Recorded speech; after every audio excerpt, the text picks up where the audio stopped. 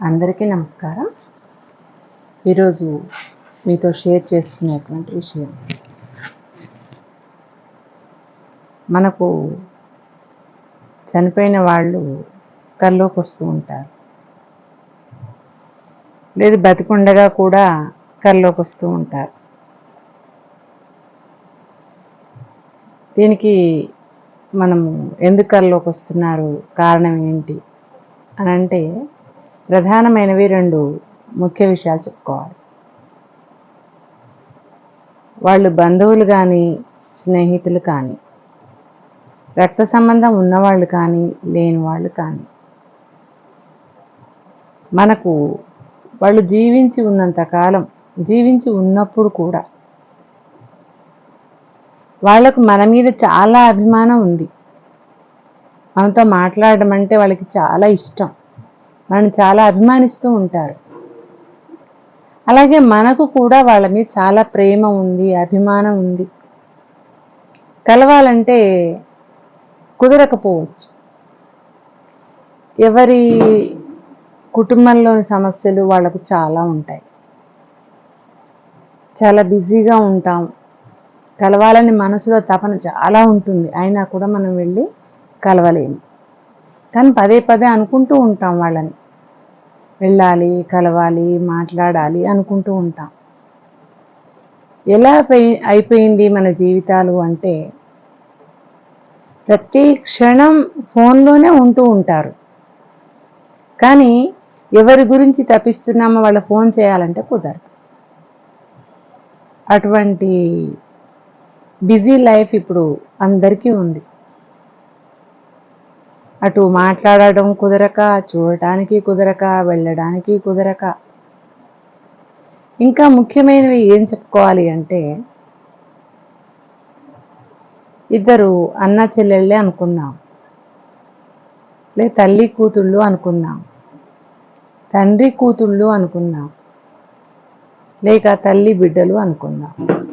అదే తల్లి కూతుళ్ళు, తల్లి బిడ్డలు ఒకటే.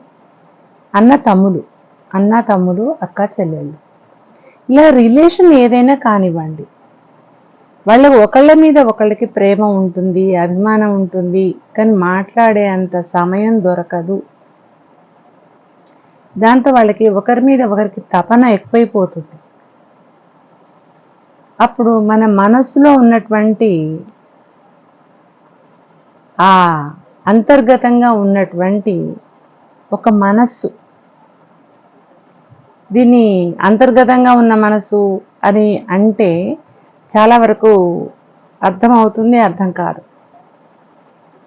ఈజీగా ఒక్క మాటలో చెప్పాలి అంటే, ప్రతిరోజు అందరం పడుకుంటూ ఉంటాం కదా, నిద్రపోతాము.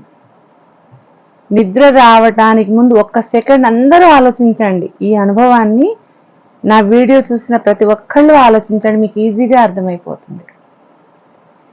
చిన్న పిల్లల దగ్గర నుంచి వాళ్ళు నిద్రపోయేటప్పుడు అబ్జర్వ్ చేస్తే, పసిపిల్లల దగ్గర నుంచి కళ్ళు అలా మూస్తూ తెరుస్తూ అలా నిద్రకు అలా దగ్గర అవుతూ చూస్తూ అలా నెమ్మదిగా నిద్రలోకి జారుకుంటారు చంటి పిల్లలు. వాళ్ళని మనము అలాంటప్పుడు ఆట పట్టిస్తూ ఉంటాం నిద్రపోకుండా. అయినా కూడా ఓ సెకండ్ ఇక ముంచుకొచ్చిన నిద్ర వల్ల మనం ఎంత నవ్వించినా, ఎంత చకిలిగిలి చేసినా, ఎంత ఆట పట్టించినా వాళ్ళు నిద్రపోతారు. కానీ ఆ పొయ్యే ముందు వాళ్ళు చేసేటువంటి ఆ స్థితి, కళ్ళు మూతలు పడడం, మళ్ళీ తెరవడం, అలా మూసుకోవడం, అది మనం అబ్జర్వ్ చేస్తాం. అలాగే పెద్దవాళ్ళు కూడా ఎన్ని ఆలోచనలు ఉన్నా, ఎన్ని కష్టాలు ఉన్నా కూడా పడుకోబోయే ముందు మన మనస్సు పదే పదే ఆలోచనలకు లోనవ్వడం, కళ్ళు అలా మూసుకోవడం, మళ్ళీ అలా తెరవడం చేస్తూ ఉంటాం. బలంగా నిద్ర ముంచుకొచ్చినప్పుడు మన రెప్పలు అలా పూర్తిగా వాలిపోతాయి. బాగా అబ్జర్వ్ చేస్తే మనలో నుంచి ఏదో ఒకటి బయటికి ఎగిరిపోయినట్టుగా అనిపిస్తుంది. అబ్జర్వ్ చేస్తేనే అర్థమవుతుంది. ఏమిటి ఆ ఎగిరిపోయింది అంటే, మనలో ఉన్నటువంటి అంతర్గతమైన ఆత్మ, మన మనస్సు. మనం నిద్రస్థితి చేరుకున్నాం కదా, తనకి రెక్కలు వచ్చి అది బయటికి వెళ్ళిపోతుంది. ఇక నిద్రపోయాడు, అయిపోయింది, అమ్మయ్య నాకు విడుదల వచ్చేసింది అని అలా బయట హాయిగా హ్యాపీగా విహారం చేస్తూ ఉంటుంది. మన మనస్సు, అంతర్గతమైన మన ఆత్మ. అలా తిరుగుతున్నటువంటి ఆత్మకి ఇంకా ఫోన్ కానీ, ప్రయాణం కానీ, వెహికల్స్ కానీ ఏవి అవసరం లేదు. క్షణాల్లో ఎక్కడికి వెళ్ళాలనుకుంటే అక్కడికి వెళ్తుంది, చూడాలనుకున్నవన్నీ చూస్తుంది, వస్తుంది. మళ్ళీ ఎప్పుడైతే మనకు వచ్చి మన శరీరంలో ప్రవేశిస్తున్న వెంటనే మనకి మెలకు వస్తుంది. ఎవరన్నా లేపినప్పుడు లేవటం అది వేరే విషయం.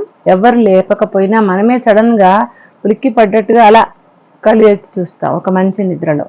అంటే మన మనసు మళ్ళీ వచ్చి మన శరీరంలో చేరింది అని అర్థం.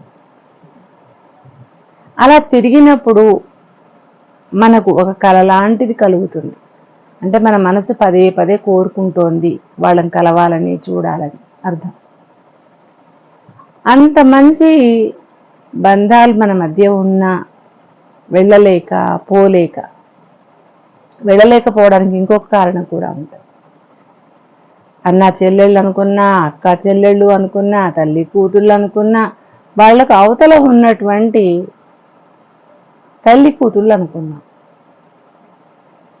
నాన్నగారికి బిజీగా ఉండి అమ్మ మనతో మాట్లాడకపోవచ్చు, లేదు నాన్నకు మన మీద ఏమైనా మంచి అభిప్రాయం లేకపోవడం వల్ల మాట్లాడకపోయి ఉండొచ్చు. అక్క చెల్లెళ్ళు, ఆమె భర్త ఈమె భర్త సఖ్యతగా లేకపోవటం, లేక వీళ్ళిద్దరు మాట్లాడుకోవటం వాళ్ళకి నచ్చకపోవటం, ఇలా ఏవో కారణాల వల్ల వాళ్ళు మాట్లాడుకోలేకపోవచ్చు, పదే పదే కలవలేకపోవచ్చు. అలాగే అన్నా చెల్లెళ్ళు, అటు అన్నకు వచ్చినటువంటి జీవిత భాగస్వామి, ఇటు చెల్లెకు వచ్చినటువంటి జీవిత భాగస్వామి వాళ్ళని కలవాలని, వాళ్ళు కలిసి ఉండాలని కోరుకోకపోవచ్చు. ఒకవేళ కోరుకున్నా కూడా పరిస్థితుల ప్రభావం వల్ల వీళ్ళు కలిసి ఉండకపోవచ్చు. కారణం ఏదైనా వీళ్ళు అనుకున్నంత ఎక్కువసార్లు కలవలేదు, మాట్లాడలేదు, మనసు విప్పి వాళ్ళకున్నటువంటి కష్టాన్ని, సుఖాన్ని, సంతోషాన్ని షేర్ చేసుకోలేరు. సరే, బతికున్నంతకాలం ఇలా జరిగిపోతే ఆఫ్టర్ డెత్, మరణించిన తర్వాత వాళ్ళ ఆత్మకు సంతోషం అనేది ఉండదు. పదే పదే స్వప్నంలోకి వచ్చి జీవితంలో బతికి ఉన్న సమయంలో జరిగినటువంటి సంఘటనల్ని జ్ఞాపకం చేస్తూ ఉంటారు. ఒకరిని ఒకరు అలా చనిపోయిన వాళ్ళు కలలో కనిపించినప్పుడు వీళ్ళు జ్ఞాపకం చేసుకుని, అరే ఆ రోజులు అలా ఉన్నాం కదా, మళ్ళీ ఆ రోజులు రావు కదా, తను వెళ్ళిపోయాడు కదా అని గుర్తు చేసుకుంటూ ఉంటారు. ఇటువంటి వేదన చనిపోయిన తర్వాత కలగకుండా ఉండాలి అంటే, కలిసి ఉన్నప్పుడే మనకున్నటువంటి ఆ ఈగో అనేది తీసి పక్కన పెట్టాలి. ఈగో అంటే ఏంటి? అహంకారం.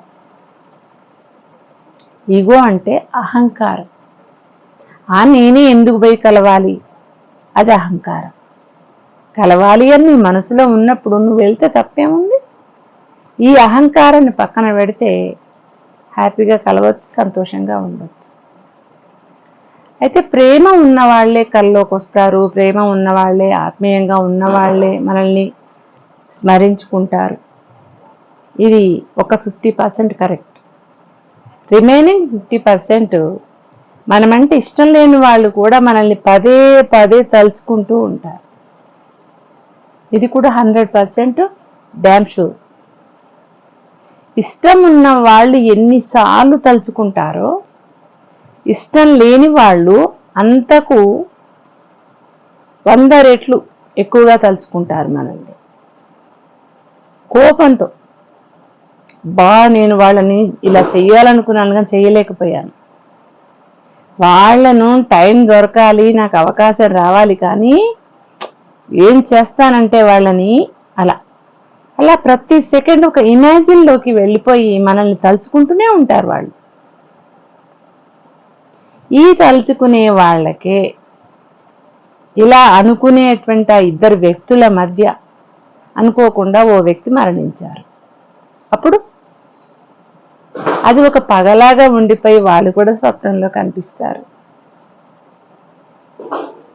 మనకు పగలాంటి, ద్వేషంలాంటి అభిప్రాయం ఉన్న వాళ్ళు స్వప్నంలో కనిపిస్తే, అబ్బాయి వీడెందుకురా బాబు కల్లోకి వచ్చాడు, మూడంతా ఆఫ్ అయిపోయింది ఇవాళ అనుకుంటాం. అదే మనకి ఇష్టమైన వాళ్ళు కల్లోకి వస్తే ఇంకా ఆ రోజంతా కల్లోకి వచ్చాడు, మేము ఉండగా అలా ఉన్నాము, ఇలా ఉన్నాము అని చాలా హ్యాపీ ఫీల్ అవుతూ ఉంటాం కదా. అందుకని పగలు ప్రతీకారాలు పెంచుకోకండి, అవి చివరి వరకు వాటిని పెంచుకోకండి, మరణించే సమయం వరకు ఆ పగల్ని పెంచుకోకండి. ఈ పగ ఇంకో జన్మకు కూడా పునాదై మీరు బద్ధ శత్రువులై, అన్నదమ్ములై, పారివాళ్ళై తన్నుకుంటూ కొట్టుకుంటూ తిట్టుకుంటూ ఉంటారు. లేదు ఇరుగు పొరుగు వారే శత్రుత్వమై కొట్టుకుంటూ ఉంటారు. మొత్తం మీద మీరు మళ్ళీ పగ సాధించుకోవడం కోసమే జన్మ ఎత్తుతారు. అదే ప్రేమగా ఉంటే ప్రేమ కోసమే, మీ మీద ప్రేమ ఉన్నటువంటి మీ అన్నగారు మళ్ళీ జన్మలో నీకు కొడుకై పుట్టవచ్చు, లేదు మళ్ళీ అన్నగానో తమ్ముడిగానో పుట్టవచ్చు, మీరే అతనికి తల్లిగా పుట్టవచ్చు, మీరే అతనికి చెల్లిగా పుట్టవచ్చు, మళ్ళీ లేదు అన్నా చెల్లెళ్ళుగా అక్క తమ్ముళ్ళుగా పుట్టవచ్చు. బతికి ఉన్నప్పుడు మీ అన్నగారు మిమ్మల్ని నాకు అక్క అయితే బాగుండు, చెల్లి అయిపోయింది అనుకుంటే మీరే అక్క అయిపోతారు. మీరు అతన్ని అన్నగా కాకుండా తమ్ముడుగా ఫీల్ అవుతే తమ్ముడుగానే పుట్టవచ్చు.